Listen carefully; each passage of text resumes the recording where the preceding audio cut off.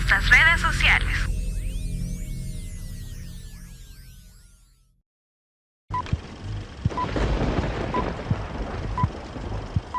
A continuación, palabra de Dios. Amén. Mis estimados hermanos, cuando Dios nos creó, el propósito, aparte de ser la creación perfecta de Dios, el propósito era que hubiese una generación que honrara, que glorificara, que alabara a Dios. Y siempre hemos hecho la referencia de que Dios, como buen padre, siempre quiere lo mejor para sus hijos. Tanto así que cuando decidió crearnos, nos puso en una condición llena de privilegios. Nos puso en un lugar que se identifica como el huerto de Edén, una condición perfecta. Era tan perfecta aquella condición que no había necesidad de cubrirse con ropa. Nosotros vemos la ropa a veces solamente a través de la condición del morbo, ¿verdad? Para no ver o para no, para no observar la desnudez. La ropa, pues, su función es mucho más allá de que simplemente cubrir nuestra desnudez. Tiene que ver con la protección por las inclemencias, por los insectos, por tantas situaciones que representan riesgo para nuestra salud. En la condición del Edén no había necesidad de eso, porque no estaba un mundo contaminado. Dios le dio al hombre, al ser humano, le dio voluntad. Y le dijo, vas a poder decidir, estoy parafraseando el texto, vas a poder decidir. De todo lo que está aquí, todo lo podés administrar a tu gusto. Todo es tuyo. Como cuando usted le dice a sus hijos, miren, si todo lo que está aquí es de ustedes, hombre, solo cuídenlo, ¿verdad? Solo cuídenlo. Miren, ¿me puedo comer esto? Sí, por eso lo he comprado, para que se lo coman. Claro que puede hacerlo, pero háganlo apropiadamente. Entonces, Dios le dijo, de todo del huerto puedes tomar todo, puedes comer todo.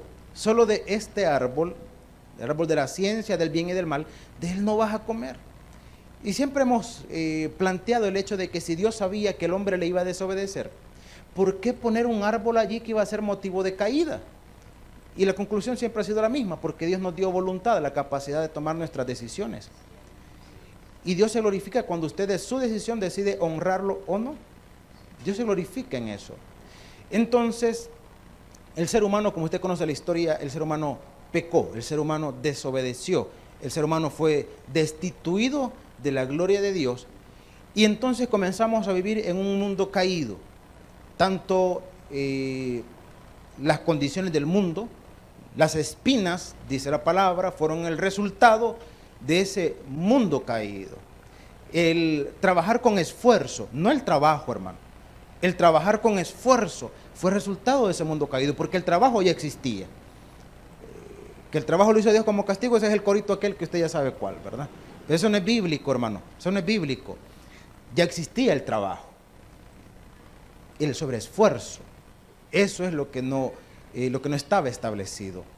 Entonces, a partir de allí se concibió lo que hasta el día de hoy se llama el pecado original. ¿Y cuál es el pecado original? Que nosotros nacimos, hermano, ya con un defecto de fábrica. Y ese defecto de fábrica es lo que hemos venido heredando a través de las generaciones. ¿Y cuál es ese defecto de fábrica? Que somos pecadores. Que somos pecadores. Espero darme a explicar con esto y que le pueda quedar claro. Nosotros no somos pecadores porque pecamos. Nosotros pecamos porque somos pecadores. Repito, espero poderme dar a entender. Cuando el ser humano nace con esa condición, entonces se ve en la necesidad de ser reconciliado con Dios. Dios desde el inicio estableció un plan maestro, que cuando nos vamos a la Biblia nos damos cuenta que Dios no vino a inventar ni a improvisar nada en el Nuevo Testamento. Dios lo tenía todo, hermano, todo de una forma tan maravillosa, que cuando Adán y Eva pecaron y ellos se vieron en la necesidad de cubrir su desnudez, Dios utilizó la piel de un animalito, la cual la Biblia no especifica qué especie era, La Biblia dice que los cubrió con pieles, y cuando Dios los cubrió con pieles, mis estimados hermanos, lógicamente para poder obtener esa materia prima, ¿de qué hubo necesidad? De derramamiento de sangre. Entonces, hemos hecho la reflexión en varias oportunidades. ¿Qué culpa tenía el dichoso animalito del pecado de Adán y Eva? ¿Qué culpa tenía? Ninguno. Porque ahí no dice que fue la culebra la que destazaron, ¿verdad? Para decir, pues la culebra, entonces para que no fuera la paga de haber incitado al pecado. No especifica eso. Entonces, desde allí vemos nosotros la muerte de un inocente por un culpable. Luego, un poquito más adelante, Génesis 3:15, aparece allí lo que muchos le llaman la primera profecía mesiánica. Cuando Dios establece y le dice a la serpiente, y pondré enemistad entre tu simiente y la simiente suya, la simiente de la mujer. Tú le herirás en el calcañar y él o ella, la generación, la descendencia, te herirá en la cabeza. ¿Y a quién apuntaba? A Jesucristo, desde allí. La fe, hermanos, siempre ha sido un elemento esencial, siempre. Y creyó Abraham a Dios y le fue contado por justicia, dice la palabra. Entonces, no es cuestión de que, mire, en el Antiguo Testamento era conforme a los mandamientos, conforme a la ley. No, Abraham le creyó a Dios y le fue contado por justicia. Entonces, la ley, ¿cuál es su fin? Es demostrarnos a nosotros lo sucio que estamos espiritualmente hablando. Es para demostrarnos lo desaprobados que nosotros estamos. Entonces, el ser humano, a través de los tiempos, para tratar de justificar su condición, para tratar de alguna forma, hermano, no aceptar su condición, va buscando culpables siempre. Y en el caso, hermano, de la salvación y el perdón, hemos llegado a un punto en donde decimos, si Dios es bueno, Dios no condena a nadie. Y no es bueno, pues. Porque si Dios fuera bueno, entonces no mandará a nadie al infierno, sostienen algunos. Pero llegamos al punto en donde decimos, mire, es que efectivamente Dios no condena a nadie. Y vemos la condenación como una situación, hermano, de un castigo horrendo por todo lo que nosotros hemos hecho. Y planteamos allí otra pregunta, ¿y de qué somos salvos entonces? Hace años hicimos esa pregunta acá en la iglesia, no recuerdo si fue un día miércoles. ¿Y de qué hemos sido salvos? Y muchos decimos, salvos del infierno, salvos de la condenación. Y aunque todo eso es verdad, pero no específicamente, hermanos, que hemos sido salvos del infierno. Entonces, ¿de qué hemos sido salvos? Tampoco del enemigo. ¿De qué hemos sido salvos? De Dios, hermano. Hemos sido salvos de la ira de Dios. Pero mire, yo no he sido tan malo como para que la ira de Dios esté sobre mí. El problema es que nosotros creemos que hay que ser supremamente malo para merecer la ira de Dios. Y mis estimados hermanos, todo aquel que peca se constituye enemigo de Dios. Y allí, hermano, no sale bien librado ninguno de nosotros. Ninguno. Entonces todos estamos condenados, estamos bajo la ira de Dios. Estábamos bajo la ira de Dios. Si usted recibe a Cristo, estábamos bajo la ira de Dios. Dice la carta a los Romanos, capítulo 5, justificados pues por la fe, tenemos paz para con Dios, por medio de nuestro Señor Jesucristo. Entonces, mis estimados hermanos, si a través de Él podemos tener paz, y si Dios no condena a nadie, entonces, ¿cuál es el conflicto del individuo? ¿Cuál es el conflicto del ser humano? ¿Por qué entonces hay tantas personas separadas de Dios? La persona separada de Dios se le constituye en una palabrita que suena a veces muy religiosa, pero que tiene mucho sentido. La palabra impío, que es apartado, sin santidad. Pero viene el conflicto. Y entonces, ¿cómo nos reconciliamos con Dios? ¿quién toma la iniciativa? ¿Quién toma la iniciativa? ¿Nosotros tomamos la iniciativa de acercarnos a Dios? ¿O es que Dios continuamente anda buscando cómo acercarse a su creación? La Biblia dice, ¿quién nos amó primero, hermanos? ¿Quién nos amó primero? Dios nos amó primero. Pero la condición del ser humano entra muchas veces en una condición, llamémosle, grosera, en donde a pesar de que Dios muestra su amor, el ser humano muchas veces le sigue dando la espalda. Y nosotros podríamos decir, bueno, nosotros estamos en la iglesia, entonces no tenemos por qué pues estimar que le damos la espalda a Dios. El detalle está que estar en la iglesia no salva. Lo que salva es tener una comunión con Dios. Entonces, la Biblia, hermano, nos habla de esa condición, de esa naturaleza humana. Esa naturaleza humana que ha sido persuadida por el mal. Siempre hemos dicho que nos mete en gol cuando a lo bueno le decimos malo y a lo malo le decimos bueno. Ahora, ¿qué dice la palabra con respecto a eso? Abra su Biblia en un pasaje bíblico. El primer versículo es el más conocido de toda la Biblia. Como usted ya lo conoce, no lo vamos a leer, nos vamos a ir al siguiente. Capítulo 3 del Evangelio de Juan y versículo 17 en adelante. Solamente leemos 17 y 18. Estimamos pues terminar el pasaje bíblico, pero para efectos de nuestro contexto y nuestro tiempo, capítulo 3, versículo 17 y 18. Cuando lo encontremos puestos en pie, le damos lectura a la palabra de nuestro Dios. No se preocupe, no vamos a cantar el himno nacional. Capítulo 3, versículos 17 y 18. ¿Lo tenemos, hermanos? Amén. Dice la palabra de nuestro Dios. Juntos lo leemos. Porque no envió Dios a su Hijo al mundo para condenar al mundo, sino para que el mundo sea salvo por él.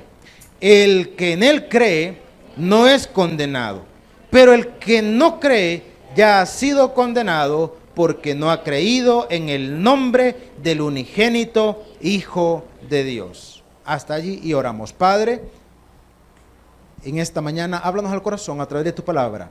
Instrúyenos, queremos aprender, queremos recibir más de ti. Que al momento de retirarnos de este lugar lo hagamos de manera distinta de cómo hemos llegado. Nos ponemos en tus manos, Señor, en el nombre de Jesús. Amén y amén. Podemos tomar otros asientos, mis estimados hermanos. Le invito a que podamos estar atentos para que no nos extraviemos. Es un mensaje bastante doctrinal. Vamos a procurar hacerlo cortito para que no se me vaya a dormir y vaya a pensar en el desfile, ¿verdad? Veníamos hablando acerca de la condición caída del ser humano. Lo que ocasionó la caída del ser humano fue la desobediencia. Digamos que terrenalmente hablando, el primer pecado identificado o constituido fue la desobediencia. Terrenal. ¿Por qué decimos terrenalmente hablando? Porque en el plano celestial, antes de la desobediencia, hubo otro pecado. ¿Cuál es, hermanos? La soberbia, la altanería, ¿verdad? Cuando Satanás dijo, pondré mi trono más alto que el del Altísimo. Entonces, ese se puede constituir como el primer pecado de la historia, pero terrenalmente hablando, la desobediencia. Decíamos que eso ocasionó algo que hasta el día de hoy se le conoce como el pecado original. Si lo definimos de manera sencilla, el pecado original, le dije, es aquella naturaleza pecaminosa que está en nosotros. Usted puede, y hay quienes lo han planteado y dicen, mire, si agarramos a un niño en su etapa de inocencia, en su etapa de pureza, y lo encerramos para que no esté contaminado con ninguna condición externa, esa criatura llegaría al punto de estar libre de pecado, porque ninguna influencia estaría sobre él. Hay personas que dicen, porque el ser humano nace bueno y en el camino se corrompe. No estamos muy de acuerdo con esa postura, porque hay cosas que yo estoy seguro, los que tienen a sus niños, ¿verdad? Bueno, o que ya no son tan niños, cuando usted hace memoria y usted se da cuenta que hay cosas que usted no le enseñó a sus hijos, pero ellos lo hicieron.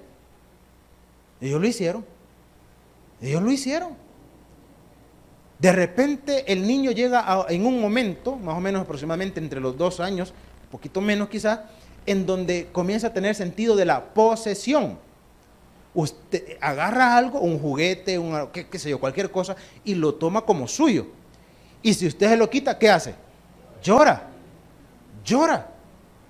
Yo sé que usted no se acuerda cuando tuvo el primer enojo de su vida, ¿verdad? ¿No se acuerda de eso? No. No se va a acordar, hermano, porque se estima que la emoción del enojo se experimenta por primera vez entre los 6 y los 8 meses. O sea que desde entonces ya era bravito, ¿verdad? Desde entonces. Tiene un sentido de posesión. Hay un momento, si vamos avanzando un poquito en la edad, en los niños están en una etapa de pureza. Estamos hablando de los 4 años, 5 años. Pero ya algunos de ellos, para ese momento, ya conocen la avaricia. Ya no les gusta compartir. Algunos, estoy hablando de todos, estoy hablando de algunos. Algunos un poquito más adelante comienzan a conocer la mentira. Usted le pregunta, ¿te comiste la galleta? No, dice el bicho, gran migaja que tiene pegada aquí. Dice que no, no fue él. Él no identifica la mentira. Él está simple y sencillamente asumiendo una condición como para que no lo regañen, para protegerse, pero ya está asumiendo una condición. Llega a un punto ya de conciencia en donde discierne el bien y el mal, que eso pues ya depende de varios aspectos, porque hay criaturas a los 7 años, grandes malías los monos, y hay niños inocentes de 15, 16, hermano, a saber dónde están, pero tienen que haber, hermano, en alguna parte del mundo tienen que haber. Entonces, cuando llega a un punto de plena conciencia entre el discernimiento del bien y del mal, es en ese mismo momento en donde a esa criatura hay que ganarlo para Cristo. Es ahí donde siempre hemos dicho, mire, la maravillosa labor que se hace en escuela bíblica, en donde en cuna, no ganan a los niños a Cristo en cuna, pero ahí les enseñan ya la primera concepción acerca de Dios. Aprenden qué es la oración, aprenden qué es una alabanza. Hermano, en el área de prepárvulos es donde ellos comienzan a conocer y tener conciencia de la historia bíblica. Ya a esa edad ellos conocen de Moisés, los milagros de Dios, comienzan a conocer a un Dios que hace cosas maravillosas, cosas grandes, sobrenaturales. Cuando llegan a principiantes, gánelos a Cristo a algunos de ellos.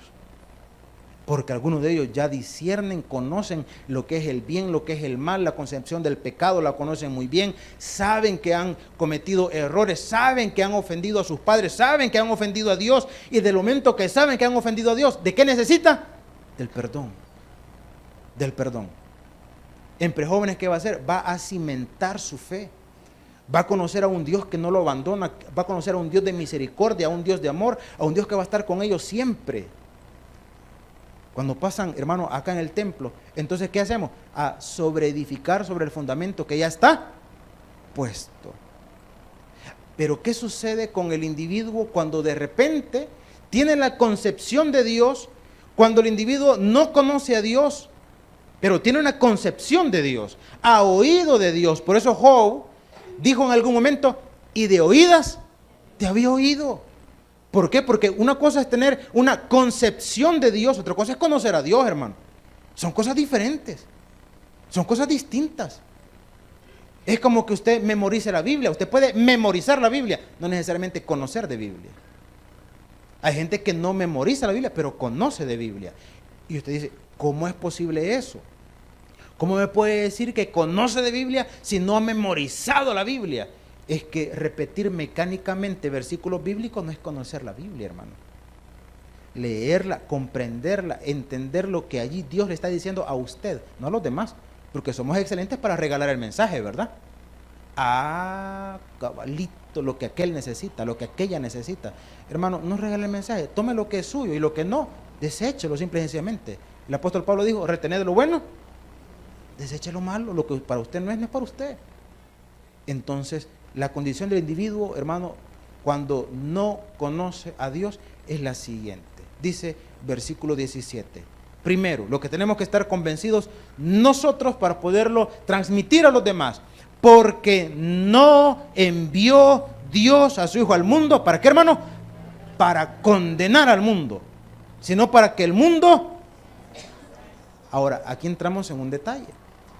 Me hacían una pregunta muy interesante. Pero remontémoslo quizás un poco más allá, esa pregunta. Por ejemplo, nosotros hemos sido alcanzados por medio del mensaje de Jesucristo, el mensaje de la salvación.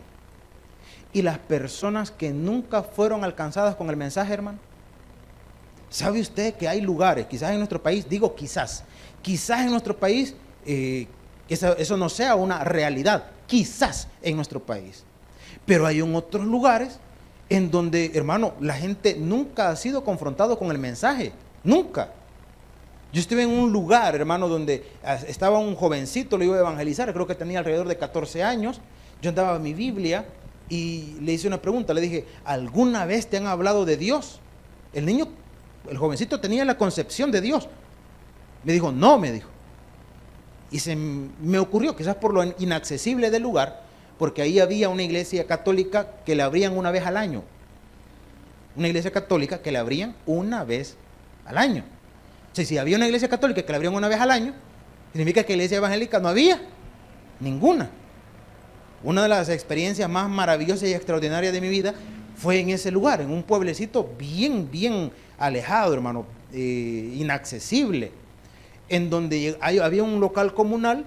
Nos estuvimos 3 días, hermano, 3 días, llegamos quizás como 15 hermanos aproximadamente, comenzamos a evangelizar, invitamos a la gente a un evento en la noche, hermano, en 3 días en un pueblo pequeño, hermano, habían como 60 personas metidas allí, se ganaron no recuerdo cuántas almas.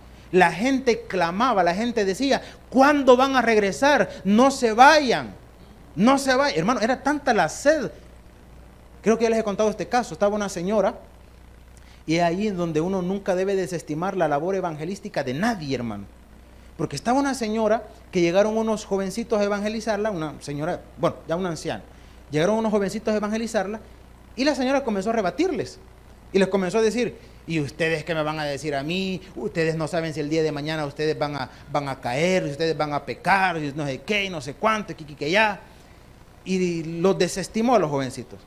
Andaba una pareja de ancianos allí evangelizando juntamente con nosotros, y vio a la señora y se acercaron a la misma señora y le confrontaron con el mensaje, y aquel mensaje que no fue escuchado porque fue predicado por unos jovencitos, a través de otros ancianos sí llegó, y la señora aceptó a Cristo.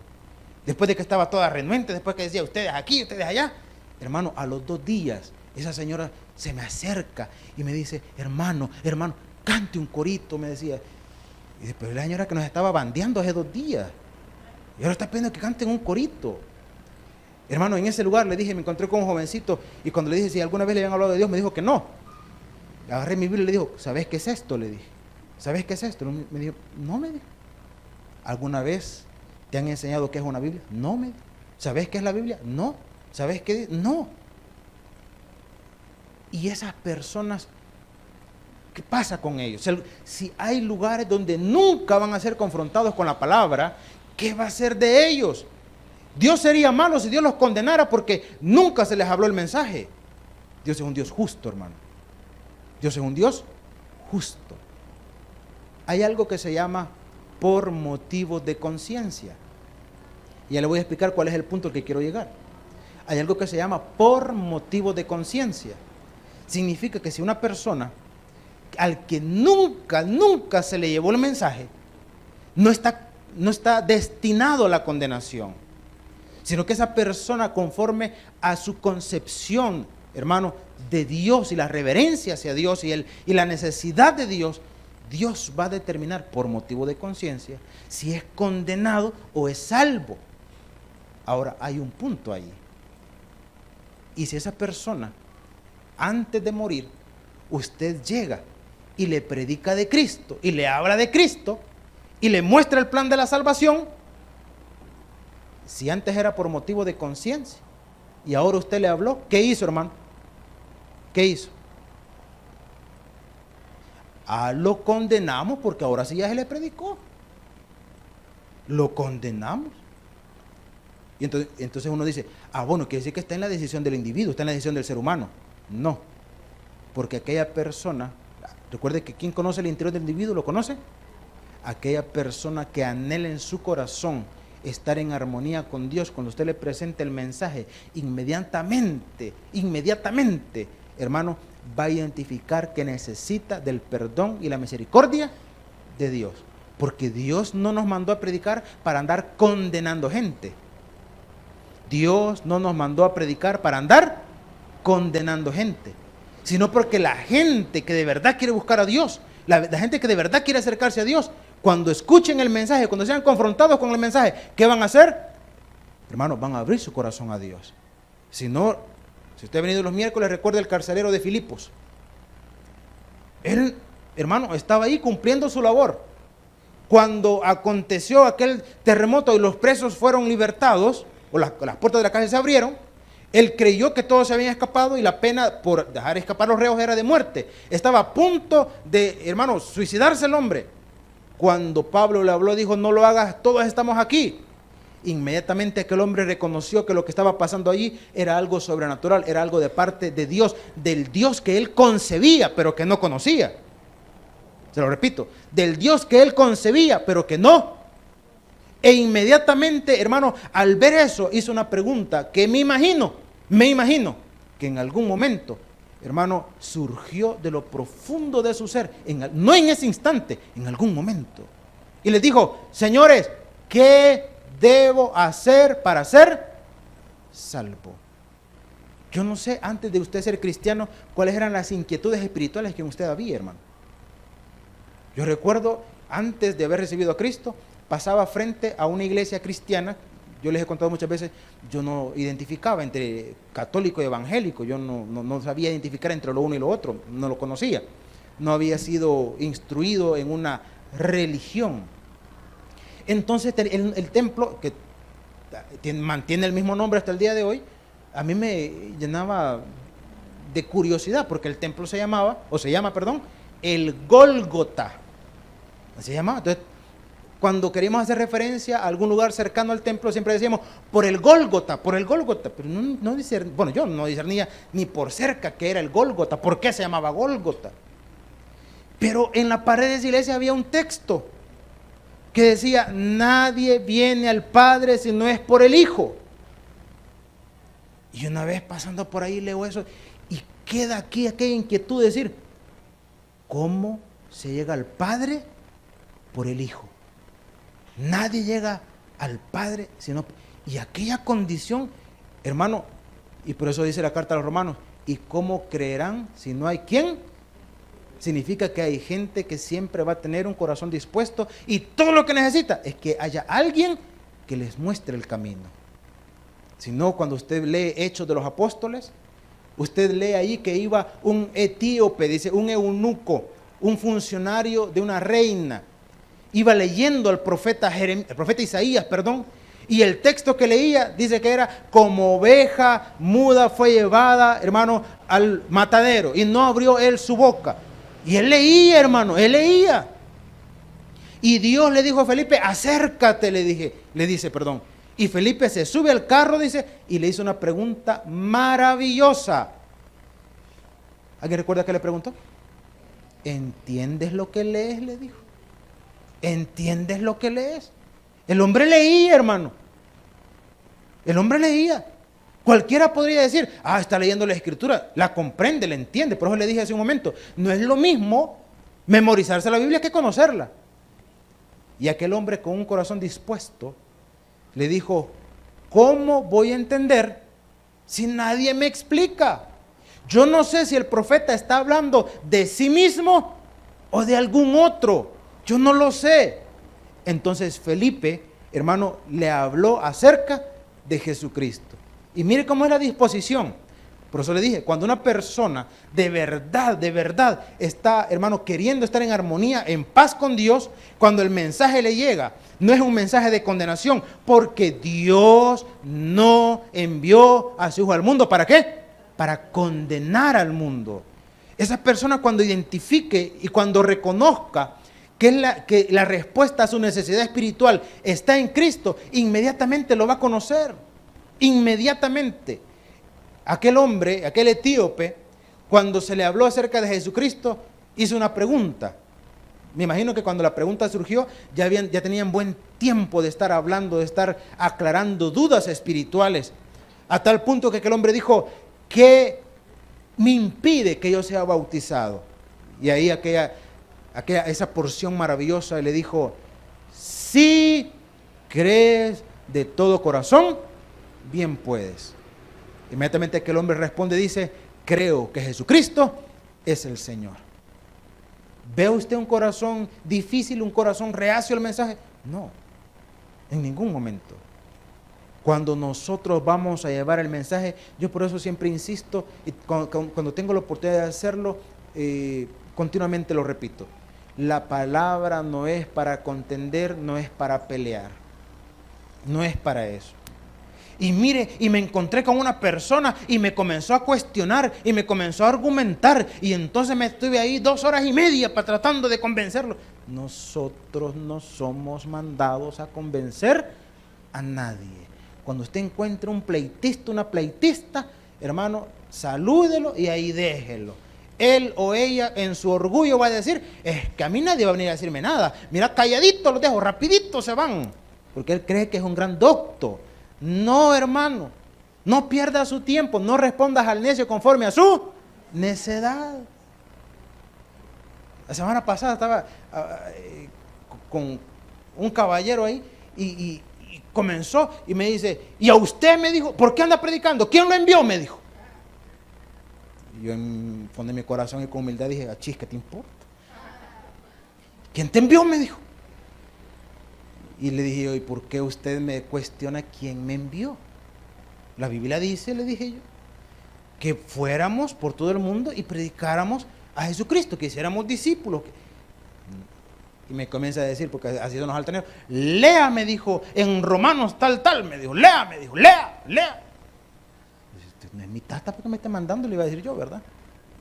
Pero vaya, dije, va, ok, va. ¿Y cómo creerán? ¿Y cómo predicarán si no fueren enviados? Yahvé me dijo: solo los enviados pueden predicar, me dijo. ¿Ha sido usted enviado? Me dijo. Pero mire, le digo, ¿sabe usted el contexto? ¿Sabe usted de lo que está hablando la Escritura allí? ¿Sabe usted que el apóstol Pablo lo que está diciendo es que él fue a predicarle a los judíos y los judíos despreciaron el mensaje? Entonces Dios lo comisionó a él para que fuera y predicara a los gentiles. Entonces, ¿cómo iban a creer los gentiles si no hubiera alguien que los predique? Y Pablo fue enviado porque fue el apóstol. La palabra apóstol significa enviado, porque fue el enviado a los gentiles. Entonces me dijo: en su iglesia hay apóstoles.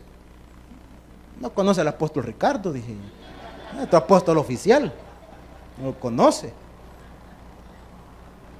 Y después me ocurrió hacerle 2 preguntas. Ya cuando lo vi así, mire, le dije yo, porque uno tiene que identificar cuando alguien tiene ganas de pelear, hermano. Uno tiene que identificar cuando alguien tiene ganas de pelear. Entonces, cuando yo lo vi medio así, le dije: mire, le quiero hacer una pregunta. ¿Jesucristo es Dios?, le dije. No, me dijo. Ya no hablemos más, ¿para qué vamos a pelear? ¿Para qué? ¿Y usted cree que la Biblia es la palabra de Dios? No, me dijo. Pase feliz tarde, le dije. No se vaya, me dijo. Sí, le dije yo. Hermano, la palabra no es para contienda. Usted va a ir, el que persuade de pecado, ¿quién es? El Espíritu Santo. Dios no nos envió a predicar condenación.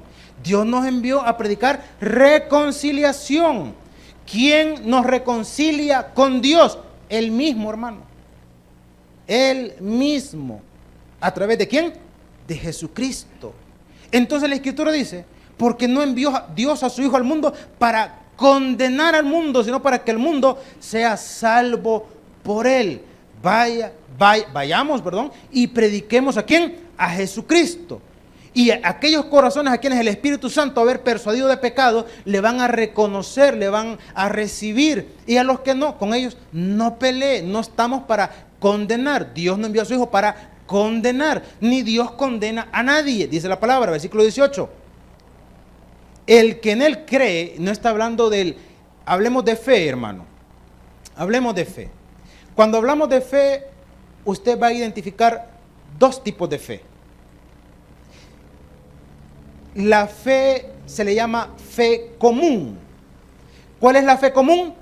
La que todo el mundo dice confesar. Usted le pregunta al 98%. Póngale un poquito en bajito porque han surgido un montón que se dicen ateos, ¿verdad? Póngale usted al 96% de los pobladores de este país si creen en Dios. ¿Y qué le van a decir? Que sí. Que sí.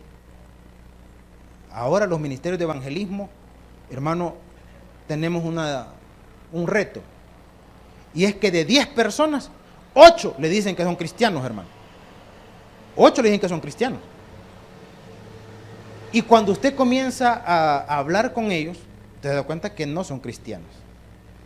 Entonces, la fe común es la que todo el mundo dice profesar, que cree en Dios. Usted le pregunta, ¿usted cree en Dios? Sí, le va a decir. ¿Cómo que no voy a creer en Él? Esta semana encontraba entre comillas me encontraba con un caso curioso. Yo siempre he dicho que uno siempre anda al pendiente para cazar ilustraciones para ustedes, no es que uno se haya metido, que anda viendo de dónde agarrar. Entonces, andaba caminando por el parque, haciendo ejercicio, pero es que usted ve que esto esbelto está tomando forma, andaba haciendo ejercicio, cuando de repente iban unos trabajadores del parque, y le decía uno al otro, le decía, y mirá, le dijo, y en la reunión, y les hablé de Dios, le dijo. Entonces cuando dijo eso, les hablé de Dios, bajé el ritmo, hermano. Está bonito, dije yo, está bonito, está bonito. Les hablé de Dios, le dijo. ¿Y sabes por qué les hablé de Dios? Le dijo. Porque esos hijos de la gran tal no creen en Dios, le dijo. Entonces dijo uno, va, sigamos mejor. ¿Por qué? Porque el 96% de la gente de este país va a decir que cree en Dios, hermano. A eso se le llama fe común.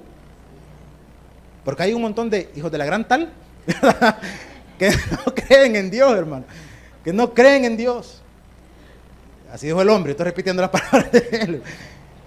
Y hay algo que se llama fe salvadora. ¿Cuál es la fe salvadora?